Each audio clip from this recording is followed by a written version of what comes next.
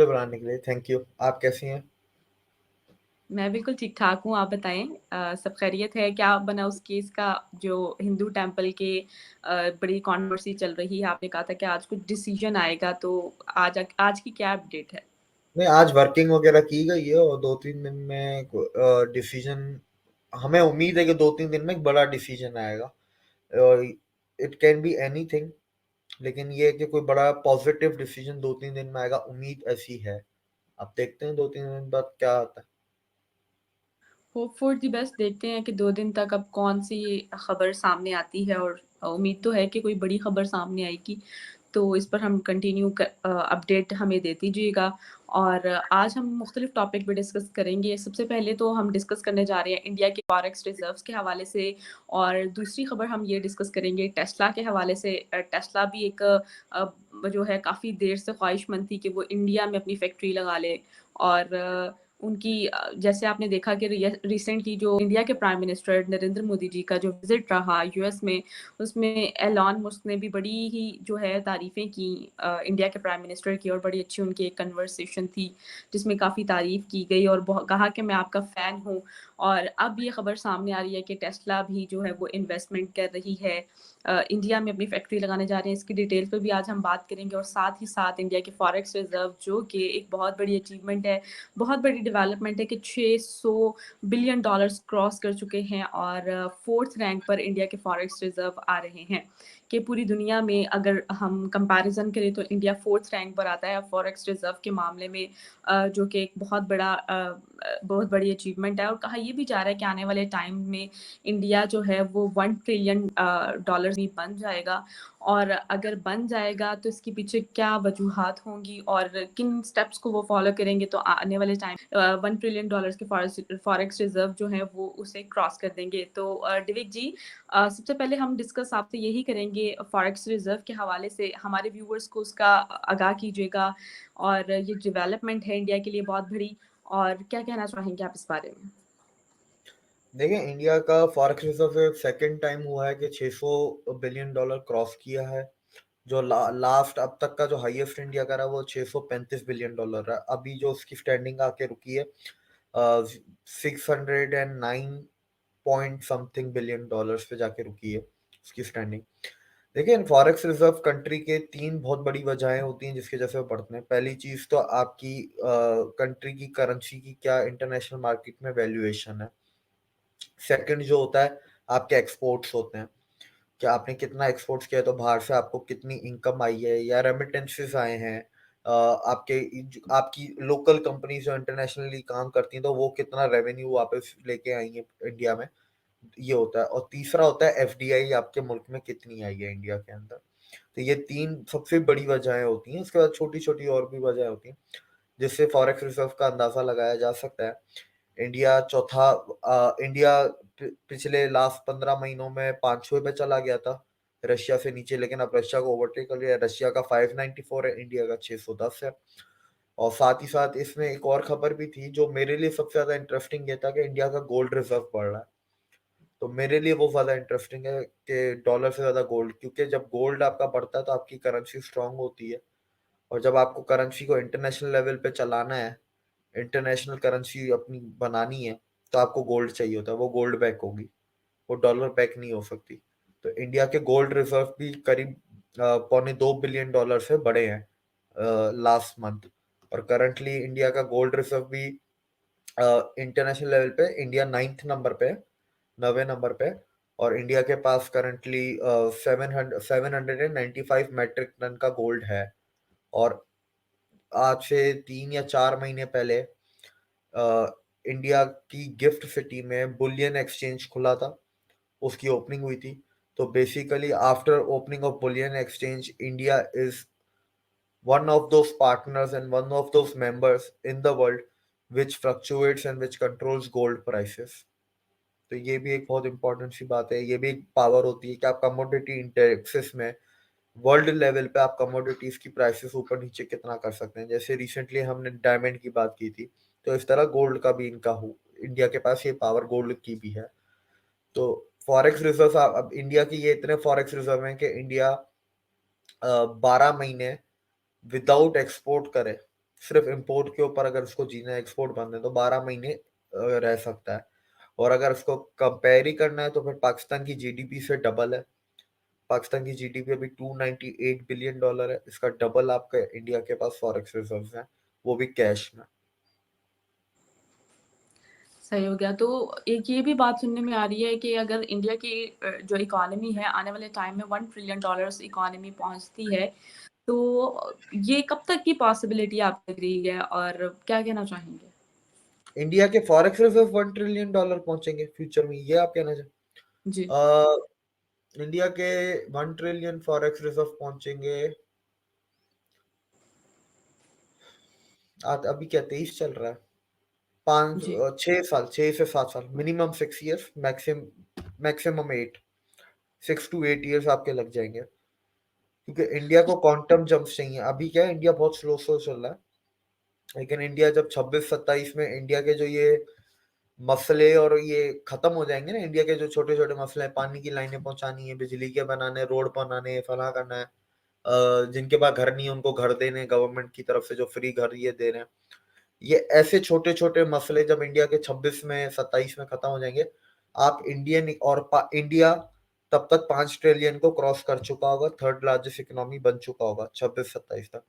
उसके बाद आप इंडिया की इकोनॉमी में क्वांटम जंप्स देखेंगे कि आज इंडिया की इकोनॉमी कितनी बड़ी, $900 बिलियन इस साल बढ़ी, अगले साल कितनी बड़ी, $1 ट्रिलियन बढ़ गई। इतने बड़े बड़े जंप्स आएंगे, अभी छोटे छोटे जंप। और इसमें कहीं ना कहीं वो कंपाउंडिंग इंटरेस्ट रेट आपने पढ़ा होगा कि आज अगर $3 ट्रिलियन की इंडिया की इकोनॉमी है, तो 3 ट्रिलियन पे अगर फॉर एग्जाम्पल 10% पे चलते हैं, तो एक साल में इंडिया की कितनी बड़ी, 300 बिलियन। तो अब अगले साल क्या है इंडिया का, 3.3 ट्रिलियन। अब 3.3 ट्रिलियन का आपका 10% क्या होगा? तो ऐसे 300 बिलियन तो नहीं होगा ना, आपका ग्रोथ रेट सेम है, तो वो आपका अमाउंट बढ़ जाता है ना, 330 बिलियन। तो आप अगले जी। साल आपकी 330, ये कंपाउंडिंग इंटरेस्ट रेट, कहते हैं ना इन्वेस्टमेंट में सबसे अच्छी चीज कंपाउंडिंग इंटरेस्ट रेट होता है। तो इंडिया के कंपाउंडिंग इंटरेस्ट रेट का जो क्वांटम जंप आएगा वो 26-27 के बाद आएगा। तो सर, पाकिस्तान की अगर बात करें, पाकिस्तान का तो वैसे हिंदुस्तान के साथ कहीं कहीं नहीं बनता। तो पाकिस्तान की फॉरेक्स रिजर्व क्यों गिरते जा रहे हैं दिन ब दिन? और बना तो पाकिस्तान और हिंदुस्तान एक साथ ही थे, अलग अलग हुए। और हिंदुस्तान जो है क्या कहेंगे कि पाकिस्तान क्यों इतना पीछे रह गया आज की डेट में? देखिए, पहली बात तो हमारे फॉरेक्स रिजर्व अभी तो बढ़ रहे हैं, बढ़ के अब वो अलग बात है कि हमारे जो है वो लोन के पैसों की वजह से बढ़े हैं। हमने कुछ जिस कमाया नहीं है हिसाब हमारी। जिस हिसाब से तरक्की करनी चाहिए थी अब तक, जिस हिसाब से देखें, हिंदुस्तान भी तो है ना, वो ग्रो कर रहा है, उसके फॉरेक्स रिजर्व ग्रो कर रहे हैं। आपके अकॉर्डिंग अभी भी हिंदुस्तान जो है वो अ, उसकी जो ग्रोथ है वो उस तरह नहीं है जिस तरह आप एक्सपेक्ट कर रहे हैं। तो आप फिर क्या समझते हैं कि पाकिस्तान उस तरह क्यों नहीं ग्रो कर पा रहा? इसके पीछे क्या इफेक्ट्स हैं? देखिए, इसके पीछे हजारों चीजें हैं, लेकिन दो वाकयात पाकिस्तान की हिस्ट्री में बहुत बुरे जो हुए थे। एक जो जिसने इकोनॉमी को डीरेल कर दिया, जो पाकिस्तान एशियन टाइगर था और fastest growing economy in Asia था, उससे जीरो पे जो लेके आया वाकया, वो वाकया था 65 की जंग करना। हमने जो 65 की वॉर शुरू की, क्योंकि आप 65 की वॉर से पहले तो हम एशियन टाइगर ही थे, उस वॉर के बाद ही हमारा ये टाइटल चला गया और उसी वॉर के बाद ही हमारी इकोनॉमी के हालात सारे खराब हुए। दूसरा जो वाकया था जिसने हमारी सोसाइटी को एंटी साइंस कर दिया, एजुकेशन हमारी खराब की, सोसाइटी की मोरल वैल्यूज को डैमेज किया, सोसाइटी के दिमाग को आपने करप्ट किया, नफरत फैलाई, वो थी जियाउल हक का टाइम। जो एजुकेशन सिस्टम आपका चेंज किया गया उस टाइम में, उन 11 सालों में। तो वाकयात तो देखें ऐसे बहुत हैं, ऐसे और भी डिसीजन हैं जो बाकी पॉलिटिशियंस ने, बाकी लीडर्स ने लिए, पर इन दो चीजों को मैं बहुत बड़ा मानता हूँ, क्योंकि उनके वो जो डिसीजन है ना, उनका फाउंडेशन बेस जो है ना, ये दो डिसीजन है, उनका फाउंडेशन इन्होंने सेट किया था। तो अगर ये डिसीजन ना लिए गए होते तो शायद वो आगे वाले डिसीजन भी कभी होते ही नहीं। तो इन दो चीजों को मैं पाकिस्तान की इकोनॉमी प्लस आपकी क्रेडिबिलिटी, या आपकी जो कहते हैं ना कि पाकिस्तान की यूथ में टैलेंट है जो कि मुझे तो आज तक नजर नहीं आया। चलो, पाकिस्तान की यूथ में टैलेंट है, पाकिस्तान में कुछ नहीं कर पा रही पॉलिटिशियंस की वजह से, यहाँ की हुकूमत की वजह से, बाहर जाके कौन से झंडे गाड़ लिए इसी यूथ ने जाके। तो टैलेंट तो टैलेंट होता है ना, ये कैसा टैलेंट है कि बाहर जाके नहीं है लेकिन पाकिस्तान में टैलेंट है, तो मुझे तो नज़र नहीं आता, सीधी-सी बात है। ये मतलब हवाई बातें हैं। बिल्कुल ऐसे ही है मैं जब रोड शोज़ करती थी ना तो पाकिस्तानी अवाम जो है वो ये बड़ा कहती थी कि पाकिस्तानी अवाम के पास टैलेंट की कमी नहीं है। तो लिटरली तो मैं कहती थी यार कम कहाँ पे चली गई फिर वो टैलेंट वो दिख क्यों नहीं रहा? मतलब मुख्तलिफ फ़ील्ड में हमें दिखना चाहिए ना कि अगर हम बहुत टैलेंटेड हैं तो हमें तो इस टाइम हमारी जो इकॉनमी है हमारी यंग यूथ की टैलेंट की वज़ह से बहुत ज़्यादा ग्रो कर रही है ना, तो वो तो नज़र आ रहा है हमें। तो बिल्कुल। सर क्या कहेंगे कि पाकिस्तान जो है फिर वो हम हमेशा कहते हैं कि सीखना चाहिए, हमें सीखना चाहिए, थिंक टैंकर्स यही कहते हैं सीखना चाहिए। क्या हमें जो पॉलिसीज़ हिंदुस्तान की हैं उससे सीखना चाहिए जिस पॉलिसीज़ को वो अ, उस पर चलकर वो आज 600 सॉरी 600 बिलियन डॉलर्स का जो मार्क है उसे अचीव कर पाए हैं? देखिए, इंडिया की बहुत सारी पॉलिसीज़ हैं 47 से लेके। वैसे मैं कोई इतना बड़ा फ़ैन नहीं हूँ ये गांधी परिवार और नेहरू का, पर उन्होंने भी जो अच्छे काम किए थे हमें उनसे भी सीखना चाहिए। फॉर एग्ज़ाम्पल जैसे नॉन अलाइन्ड मूवमेंट था, या जैसे 71 की वॉर थी, बुद्धा स्माइल प्रोजेक्ट था इंडिया का, या इंडस्ट्रियल रेवोल्यूशन बोल लें, या एक ग्रीन रेवोल्यूशन भी लेके आए थे, या सरदार वल्लभ भाई पटेल का जो 1949 में व्हाइट रेवोल्यूशन के ऊपर काम करना जो था, जो जिससे आज अमूल और ये सारी डेयरीज कोऑपरेटिव हम देखते हैं। तो चीज़ें हमें वो भी सीखनी चाहिए, लेकिन इकोनॉमी की अगर हमें कोई चीज़ें सीखनी चाहिए ना, तो वो 2014 के बाद की सीखनी चाहिए, जो इंडिया ने 2014 के बाद पॉलिसीज़ इम्प्लीमेंट की या अडॉप्ट की। उसकी वजह ये है कि इंडिया ने 2014 में मोदी जी ने क्या किया, उन्होंने बोला ये वेस्टर्न इकोनॉमिक्स मॉडल जो है ना, एडम स्मिथ और कार्ल मार्क्स को डालो कचरे के डब्बे में, अर्थशास्त्र को उठाओ, क्योंकि हमारा इंडियन सब कॉन्टिनेंट का spending pattern, saving pattern, earning pattern और यहाँ का जो मेंटेलिटी है वो वेस्टर्न वर्ल्ड से अलग है। तो वेस्टर्न इकोनॉमिक्स को आप यहाँ पर मत लगाओ। तो बेसिकली अगर मैं सीधे लफ्जों में बोलूँ तो वेस्टर्न इकोनॉमिक मॉडल इज कि आप ऊपर से पैसा डालो तो अमीर से पैसा नीचे गरीब तक जाएगा। एंड अर्थशास्त्र बाय चाणक्य, और जो हमारा इंडियन इकोनॉमिक मॉडल है उसकी बेसिकली थ्योरी है कि आप गरीबों को पैसा दो, ठीक है, उनको अपलिफ्ट करके मिडिल क्लास में डालो, और वो मिडिल क्लास, जब आपके मिडिल क्लास हो तो फिर मिडिल क्लास को आप रिच में लेके जाओ, रिच को आप सहूलतें दो, पैसा नहीं दो।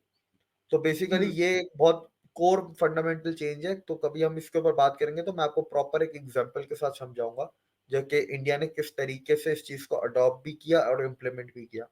तो हमें इकोनॉमिक पॉलिसीज इंडिया की अडॉप्ट करनी चाहिए, क्योंकि इंडिया के earning pattern, saving pattern, spending pattern similar हैं पाकिस्तानी पॉपुलेशन से, क्योंकि हम एक ही रीजन के लोग हैं ना, बांग्लादेश नेपाल वगैरह हम वही हैं कि बचाओ बचाओ हुँ। 24 घंटे बचत ही चल रही होती है। वेस्ट में बचाने का कॉन्सेप्ट नहीं, उधर स्पेंडिंग का कॉन्सेप्ट है, ठीक है। तो ये हमारी चीजें चेंज हो जाती हैं जो कोर फंडामेंटल्स हैं। तो हमें ये इकोनॉमी की चीजें सीखनी चाहिए कि डिमोनेटाइजेशन हो गई, या आरबीआई कौन सी बैंकिंग्स में नए रूल्स और लॉज एंड रेगुलेशंस लेके आया, एफडीआई ईज ऑफ बिजनेस में उन्होंने कौन से लॉज इरेडिकेट कर दिए गए, हमेशा के लिए टर्मिनेट कर दिए। ये तो एक ऐसी चीज है जिसमें टाइम नहीं लगेगा, अगर ये पाकिस्तान चाहे तो ये चीजें तो एक महीने के अंदर ही कर सकता है। ऐसी छोटी छोटी तो जो हजार चीजें जो इंडिया ने की हैं ये तो हम महीने में कर लेंगे।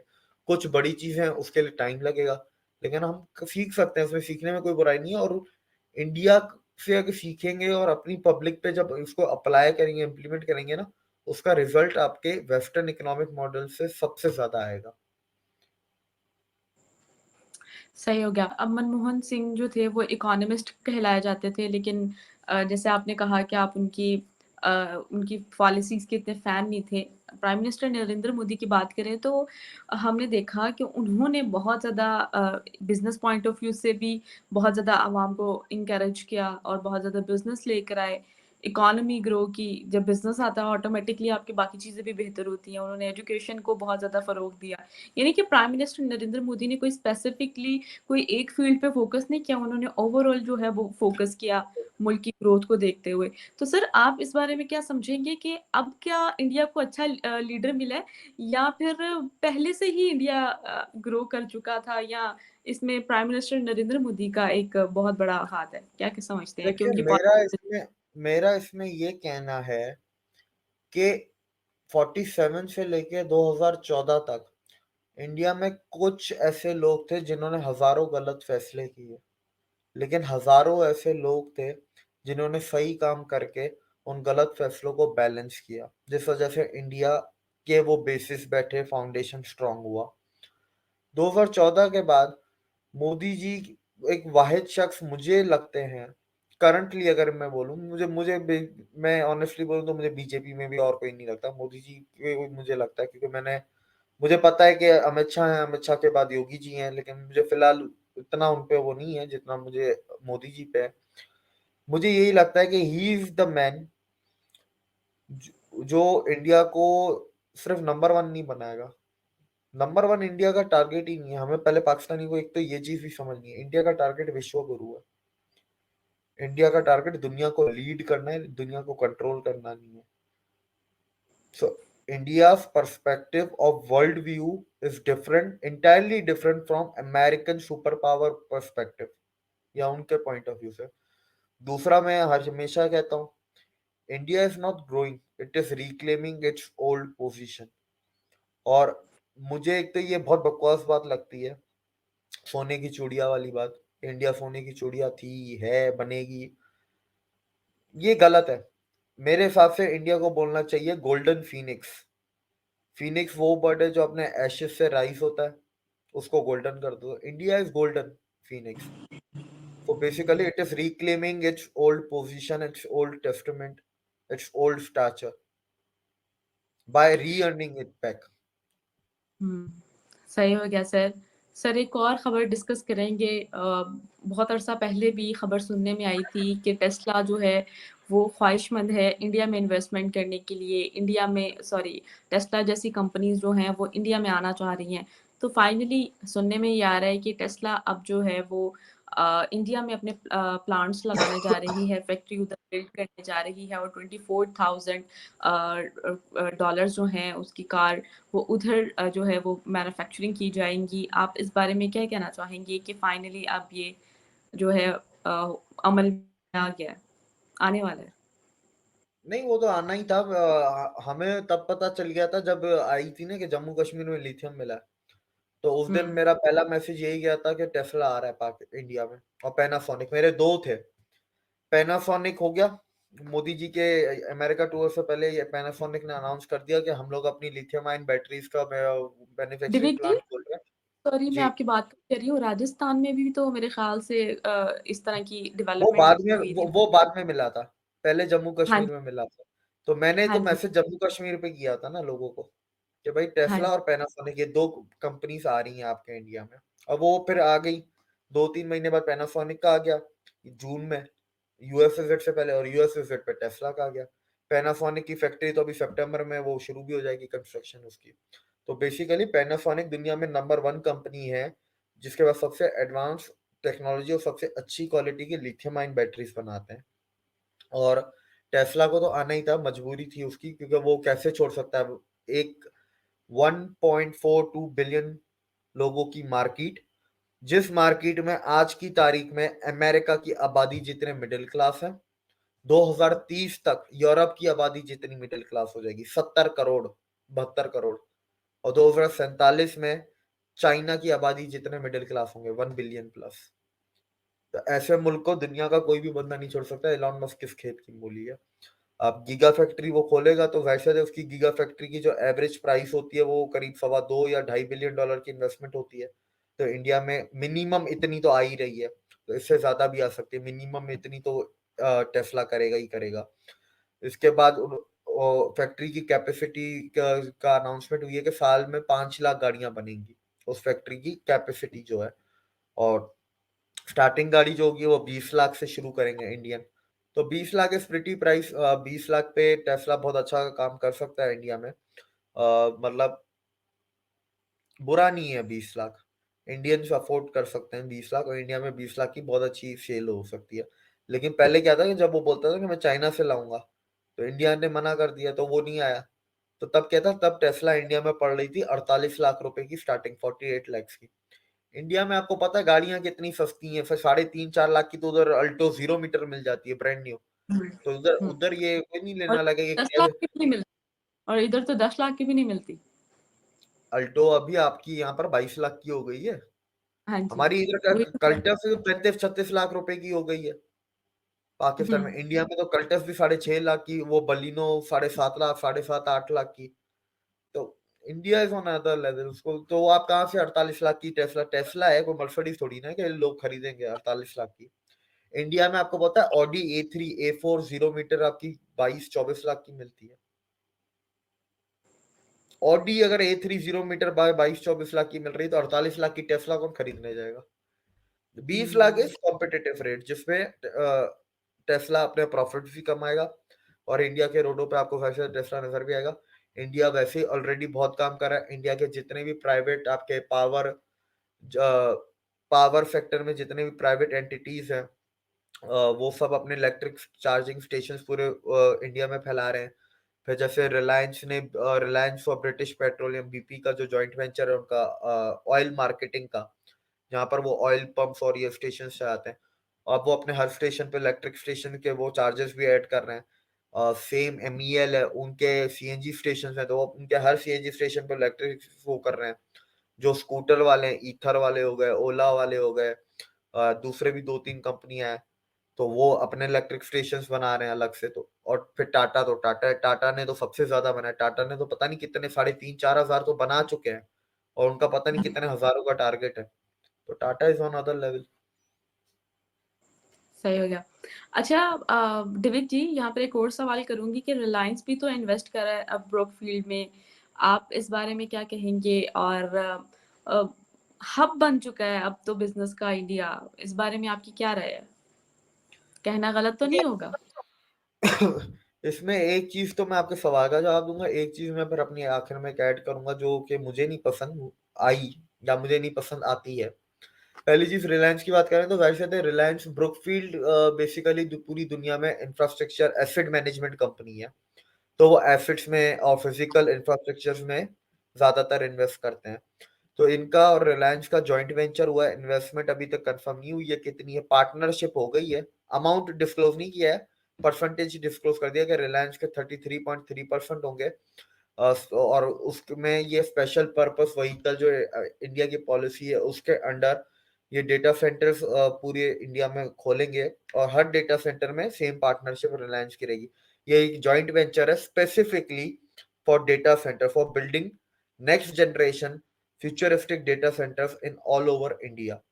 तो ये स्पेसिफिकली उस चीज की पार्टनरशिप रिलायंस ने की है।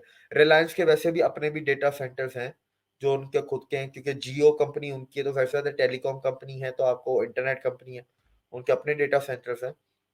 इंडिया में सिर्फ डेटा सेंटर्स का जो मार्केट जो एनुअल मार्केट शेयर है वो $30 बिलियन है। तो आप इससे अंदाजा लगाएं, सिर्फ डेटा सेंटर्स की बात कर रहा हूँ। तो आप इस चीज का अंदाजा लगाएं और फिर देखें इंडिया तो बिजनेस का हब हमेशा से था। ये है कि बस लास्ट 300 सालों में ये ताज उससे छीन लिया गया। एक चीज जो मुझे इंडिया की नहीं पसंद, जो वहाँ के इंस्टीट्यूशंस की, इंडियन इंस्टीट्यूशंस की, फॉर एग्जांपल IIM है। IIM is world's most prestige one of the world's prestigious business schools, one of the most. ठीक है, टॉप 20 में IIM टॉप 15 में आता है। IIM में आज भी फॉरेन लीडर्स फॉरेन बिजनेसमैन को पढ़ाया जाता है, इंडियन बिजनेसमैन को नहीं पढ़ाया जाता। तो ये एक चीज है जो इंडिया को बदलनी पड़ेगी। IIM के स्टूडेंट से अगर रिवॉल्ट करें, प्रोटेस्ट करें, जो करना है करें, इस चीज को चेंज करें। क्योंकि मैंने भी जब पढ़ा पाकिस्तान में और जितनी भी हम लोगों ने ये तरह यूनिवर्सिटियों में पढ़ा, तो हमें भी वही फॉरेन बिजनेसमैन और उनका, तो फॉरेन बिजनेसमैन ने सब किया, इंडियन बिजनेसमैन ने कुछ नहीं किया। इंडिया में ये चीज क्यों नहीं पढ़ाई जाती? भाई जमशेदजी टाटा वो इंसान थे जो दुनिया में सबसे पहली दफा 8 घंटे का वीक लेके 8 घंटे का वर्किंग आवर होगा, वो इंश्योरेंस लेके आए, मैटरनिटी लीव लेके आए। ऐसी चीजें तो टाटा लेके आए थे दुनिया में पहली बार, ये नहीं कि इंडिया में। टाटा जैसा ग्रुप है अमेरिका के पास भी नहीं है। टाटा वाले आज अगर अपनी डोनेशन बंद कर दें तो दुनिया की सबसे अमीर कंपनी बन जाएगी टाटा। 1200 कंपनी है टाटा ग्रुप में, 1200 कंपनीज, सिर्फ वो अपनी डोनेशन की वजह से मार खा जाते हैं। और वो माइंडसेट आप देखें, ऐसा दुनिया में कहीं एग्जाम्पल है कि इतनी बड़ी कंपनी से अपना 66.6% डोनेट कर दे? वेलफेयर और वेलबींग के लिए काम करे और हमेशा नेशनल इंटरेस्ट को फोरमोस्ट रखे। आप देखें ना, इंडिया में जब कॉस्मेट आपको पता होगा कि इंडिया में इंपोर्ट बैन था, तो 91 से इकोनॉमिक लिबरलाइजेशन शुरू हुआ। ये जो लग्जरी आइटम्स होते हैं 91 के बाद आना शुरू हुआ। तो गवर्नमेंट वाला हमें चाहिए, तो टाटा ही तो था जिन्होंने वो ये लैक्मे कॉस्मेटिक्स बनाए थे, जो वो उन्होंने बाद में बेच दी। तो वो हमेशा कंट्री के लिए काम करते हैं। 83 में, 83 प्लस 88 में या 89 का जो क्रिकेट वर्ल्ड कप था, वो पूरा का पूरा रिलायंस ग्रुप ने स्पॉन्सर किया था। गवर्नमेंट के पास पैसे ही नहीं थे, वो रिलायंस ग्रुप ने किया था। तो कंपनीज इस तरह आती है ना। अगर आज अदानी नहीं होता तो आपको अपने शायद सारे पोर्ट चाइना को बेचने पड़ जाते, क्योंकि आपको पता है government is not that efficient compare to private companies ना। तो क्या होता है कि गवर्नमेंट के जितने आज भी गवर्नमेंट के इंडिया में जो ओन पोर्ट्स है ना, गवर्नमेंट पोर्ट्स पे बड़ी शिप्स आ ही नहीं सकती, जिनकी जो नीचे जो डेथ डेथ है 22 मीटर से ज्यादा होती है, 18 मीटर से जिनकी ज्यादा है, वो शिप्स गवर्नमेंट टर्मिनल्स पे गवर्नमेंट पोर्ट पे आ ही नहीं सकती हैं। तो उन्होंने अदानी को पोर्ट दिया। अब बोलते हैं अदानी को क्यों दिया? पूरी इंडिया में एक अदानी तो है जो पोर्ट बनाता है और ऑपरेट करता है, और कौन सी कंपनी है? बाकी कंपनी आपकी टर्मिनल ऑपरेट करती है। There is a difference between operating a terminal and operating and manufacturing and building a port. ये कोई बिजनेस पढ़ेगा तो उसको समझ में आएगा कि दोनों में जमीन आसमान का फर्क है। तो आज की डेट में ये कहना गलत तो नहीं होगा कि इंडिया जो है वो बिजनेस हब बन चुका है? और एक और सवाल, इंडिया की मार्केट इन्वेस्टर को, फॉरेन इन्वेस्टर को क्यों इतना अट्रैक्ट कर रही है? इस चीज से मुझे एक और बात याद आई कि India has become number one in the world regarding the FDI attraction जो होती है, चाइना को क्रॉस कर दिया। तो दुनिया से देखिए ना, पहली चीज मैंने आपको बताई ना, पॉपुलेशन। अमेरिका की आबादी जितनी मिडिल क्लास तो आज है इंडिया में, और 2030 7 साल बाद इंडिया के अंदर इतनी मिडिल क्लास होगी जितनी पूरे यूरोप की आबादी है। कौन सा बिजनेसमैन इस चीज को खोना चाहेगा, गंवाना चाहेगा? पहली चीज। दूसरी चीज, इंडिया का और चाइना के कंपैरिजन में जो इंडिया को एडवांटेज है ना, दैट इज ट्रस्ट। इंडिया के ऊपर भरोसा है दुनिया को कि हमारे ये कॉपीराइट चोरी नहीं करेंगे, हमारी इंटेलेक्चुअल प्रॉपर्टी इधर सिक्योर है, फिर जस्टिस है, लॉ एंड ऑर्डर है, डेमोक्रेसी है। चाइना की सीसीपी की तरह नहीं, उनका तो मूड आया। आपको पता है एलॉन मस्क चाहे कितना भी बड़ा, कल अगर रात को शी जिनपिंग की दद्दी मरूम के सपने में कुछ भी आता है, जैसे आता है ना कि ये जमीन मेरी, ये मुल्क मेरा है, चाइना के, कल बोलता है टेस्ला मेरी है, वो कल सुबह को टेस्ला बंद कर देगा और एलॉन मस्क कुछ भी नहीं कर पाएगा। तो अच्छा। ऐसे मुल्क में कौन बिजनेस करना चाहेगा सीसीपी के? आप डेमोक्रेसी प्रेफर करेंगे ना। उसके बाद एग्जैक्ट। फिर इंडिया में आपकी सबसे ज्यादा यूथ दुनिया में इंडिया में है, और वो यूथ पढ़ी लिखी भी है, टैलेंटेड भी है, स्किल्ड भी है। एक एड ऑन हो जाता है। पहले यूथ है, वो मिडिल क्लास है, मिडिल क्लास के साथ साथ पढ़ी लिखी भी है, स्किल्ड भी है, और आपका डेमोग्राफिक जो एडवांटेज है वो आपका अगले 50-60 साल तक रहेगा इंडिया के पास। ये एक और बड़ी बात है। जैसे चाइना का आज से 50 साल बाद एक रिपोर्ट आई है कि चाइना में 2070 में आबादी 800 मिलियन हो जाएगी। 1.5 बिलियन से 800 मिलियन चाइना की आबादी कम होगी। इंडिया की आबादी बढ़ेगी, और ये डेमोग्राफिक डिविडेंड के यंग पीपल, ये इंडिया को अगले 50-60 साल तक मिलता रहेगा। हम्म। बिजनेसेस ये हर चीज देखते हैं। बिजनेसेस फिर rules and regulations and laws भी देखते हैं। जैसे मैंने कहा ना, पाकिस्तान, कुछ चीजें तो ऐसी होती हैं जो इंडिया ने, हजारों चीजें ऐसी जो छोटी छोटी की हम महीने में अडॉप्ट कर सकते हैं। ईज ऑफ बिजनेस हो गया, डिजिटाइजेशन हो गया। आपको एक चीज दिमाग में ये भी रखनी है, जब पाकिस्तान कॉपी करेगा ना तो वो 25 करोड़ पे अप्लाई कर रहा है। तो इंडिया ने जो चीज 2 साल में की है ना, पाकिस्तान 6 महीने में कर सकता है। क्योंकि इंडिया जब भी करता है तो वो 140 करोड़ के लिए बनाता है, पाकिस्तान को 25 करोड़ के लिए बनानी है। ये चीज हम्म। दिमाग में रखना। बिल्कुल। तो देखिए, ये भी खबर सुनने में आई है ना कि अब आईफ़ोन जो है वो भी, फॉक्सकॉन भी, आपने देखा ही कि किस तरह वो चाइना से निकला। उसकी रीज़न यही है ना? ये डेमोक्रेसी नहीं है। दूसरा, कोविड की वज़ह से भी काफ़ी मामलात उनके ख़राब हुए थे, वहाँ से फैक्ट्री जो है मूव ऑन कर रही थी। फिर उसके बाद हम देखा कि जो आईफ़ोन 15 आ रहा है और उसकी जो मैन्युफैक्चरिंग है वो भी इंडिया में हो रही है। इस बारे में आपकी क्या राय है? देखिए, मैं इसमें आपको 2 चीज़ ऐड करूँ कि जो हट निकली हैं, आईफ़ोन सिर्फ़ फॉक्सकॉन नहीं बनाता, वेस्ट्रॉन, डेकाटॉन ऐसे टॉन-ट्रॉन करके पता नहीं कितनी ताइवान की कंपनी है। उसमें से सबसे बड़ा मतलब दुनिया की सबसे बड़ी जो आउटसोर्सिंग मैन्युफैक्चरिंग कंपनी है वो फॉक्सकॉन है। लेकिन उस जैसी ऐसी हज़ारों हैं जो सब की सब ताइवान की हैं। अब इंडिया में वो आ रहे हैं, वो इंडिया में बना रहे हैं, उसकी बहुत सी वजह थी, सप्लाई चेन इश्यूज़ थे, कोविड था, लॉकडाउन्स थे, ट्रस्ट इश्यू है। कोविड के बाद क्या हुआ, चाइना के ऊपर से ट्रस्ट चला गया दुनिया का। Hmm, trust is the biggest thing. India की सबसे बड़ी पावर जो दुनिया में है ना, वो उसका ट्रस्ट है। मुल्क भरोसा करते हैं इंडिया पे। इसीलिए आपका नॉन अलाइनमेंट मूवमेंट कैसे चलती है? नॉन अलाइनमेंट मूवमेंट ऐसी तो चलती है कि रशिया को अगर हम कुछ बोल रहे हैं, तो रशिया को भरोसा है कि ये भले चाहे ठीक है अमेरिका से मिल रहा है, लेकिन ये मेरे को धोखा नहीं देगा। ये वही भरोसा ही तो है जिससे ये मूवमेंट चलती है और आप न्यूट्रल रहते हैं। वो हुँ, चाइना खो चुका है, इंडिया के पास सबसे बड़ी चीज़ वो है। ठीक है, इसके बाद आप देखें अभी ये तो फ़ोन बन रहा है, मुझे जो सबसे भी बड़ी बात लगी, वो बड़ी बात ये थी कि आईफ़ोन के और ये एप्पल मैकबुक के, एप्पल वॉचेस के, इनके जो छोटे पार्ट्स होते हैं, रॉ मटेरियल या स्पेयर पार्ट्स जो होते हैं, वो भी इंडिया में बन रहा है। और उसको उनकी फैक्ट्रियाँ भी इंडिया में खुल रही हैं, वो भी बनाई जा रही हैं। टाटा इलेक्ट्रॉनिक्स आईफ़ोन के स्पेयर पार्ट्स बनाएगा। जैसे अभी वेदांता है, तो जो स्क्रीन्स होती हैं वो वेदांता बनाएगा। तो इस तरह और भी इंडिया में बहुत सारी कंपनीज़ हैं, जैसे आपके ये प्रोसेसर्स वगैरह जो होते हैं, ये सैमसंग बना के देता है एप्पल को, ठीक है? एप्पल के जो प्रोसेसर्स वगैरह होते हैं, वो सैमसंग बना के देता है, तो वो सैमसंग इंडिया में ऑलरेडी मौजूद है। तो अब स्पेयर पार्ट्स भी इंडिया में बनेंगे। ये सबसे बड़ी बात है। हुँ। तो ये तो बड़ी अच्छी बात है ना कि मेड इन इंडिया सारी चीज़ें होंगी और इससे इंडियन अवाम को भी फ़ायदा होगा और साथ में जॉब्स भी जनरेट होंगी। दूसरी जानिब पाकिस्तान की बात करें, आपको लगता है कि पाकिस्तान में इस तरह की इन्वेस्टमेंट आएगी, एलन मस्क अपनी टेस्ला पाकिस्तान में लेकर आएगा? जो हम लोगों ने ऑडी का हाल किया। आपने देखा है देखो जहालत की क्या हद है कि हमने ऑडी का जो हाल किया था, आग लगा दी थी। ये जाहिलों की कमी नहीं है। लोग हम अपने मुल्क को खुद तोड़ रहे हैं, डेवलपमेंट से दूर कर रहे हैं, रिबा वो तो इसके गुनाह ऊपर है। मैं यही बोलूँगा, ये एक ही चीज़ बोलूँगा, आपको पता है मैंने अभी बिजली को कितना भुगता है पिछले 1 हफ्ते में, ठीक है? बिल्कुल ऐसे ही टेस्ला है। की गाड़ियाँ बिजली पे चलती है, तो पहले बिजली के मसले तो हल कर लें, फिर टेस्ला आ जाएगी। फिर टेस्ला को लाने की कोशिश करेंगे। हमारे बिजली के मसले तो हल नहीं हो रहे। आपको पता है ऐसे ऐसे तो जो हरकतें हमारे साथ हुई हैं ना बिजली की पाकिस्तान में, ऐसी हरकतें अफ्रीका में भी नहीं होती। लोड शेडिंग तो अफ्रीका में भी है यार, पर ऐसी हरकतें नहीं होती उधर, जो हमारे साथ होती हैं इधर। अक्ल के दुश्मन हो चुके हैं जो इन्होंने ऑडी का शोरूम ही जला दिया। भई अगला बंदा तो डरेगा कि भई ये तो अच्छा घनास के चक्करों में कुछ भी जला देंगे।